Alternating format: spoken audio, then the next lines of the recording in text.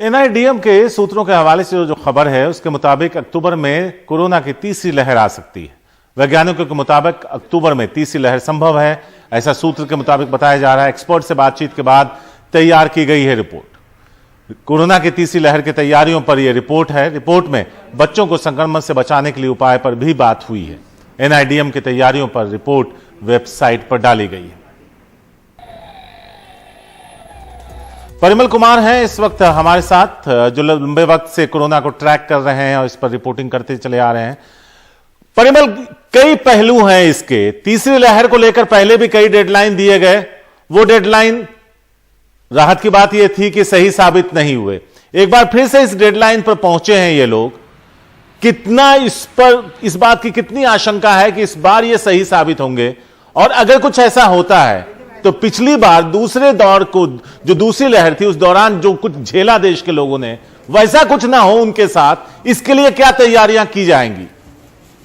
देखिए, यहाँ पे दो तीन चीजें बतानी बहुत अहम है दर्शकों के पॉइंट ऑफ व्यू से। पहली चीज की जो national institute of disaster management है वो एमएसए के तहत आती है, और इनपे यहाँ पे जो हमारी बात हुई है उसमें ये बताया गया है कि हमारी तरफ से कोई अनुमान नहीं लगाया गया कि तीसरी लहर कब आएगी।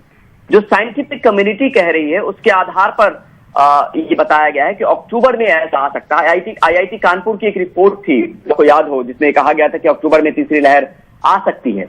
लेकिन ये भी बात उसमें साफ तौर पे बताई गई थी कि तीसरी लहर दूसरी लहर जैसी नहीं होगी, यानी उतनी जो मारामारी हमने दिखी और उतनी त्रासदी दिखी वैसी तीसरी लहर होने की जो संभावना है वो बहुत कम है।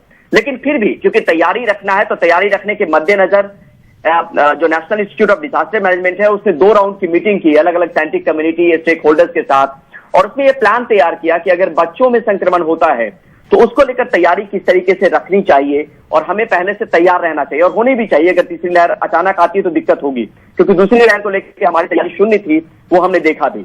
और इसमें जो रिकमेंडेशन की बात कही गई है उसमें यह कहा गया है कि बच्चों के लिए फिलहाल जो है कोई वैक्सीन नहीं है। एक वैक्सीन अभी आई भी है जिसको इमरजेंसी यूज ऑथराइजेशन की मंजूरी मिली है, तो वो भी 12 साल या उससे ऊपर के बच्चों के लिए है, बाकी लोगों के लिए नहीं है। तो रिकमेंडेशन के तौर पे ये कहा गया है कि जो भी बच्चों की वैक्सीन आती है तो उसको बहुत सावधानी से देना पड़ेगा, उसके नतीजों को देखना पड़ेगा। स्कूल खोलने की बात जगह हो रही है तो उसके तमाम स्टाफ को वैक्सीनेट करने की बात है। साथ में ये भी बात है कि ये देखा जाए कि अगर बच्चा कोई पॉजिटिव हो जाता है तीसरी लहर में आने वाले वक्त में, तो उसके पेरेंट्स को भी उस जगह पे कैसे रख सकते हैं, इस बात की भी तैयारी सुनिश्चित होनी चाहिए।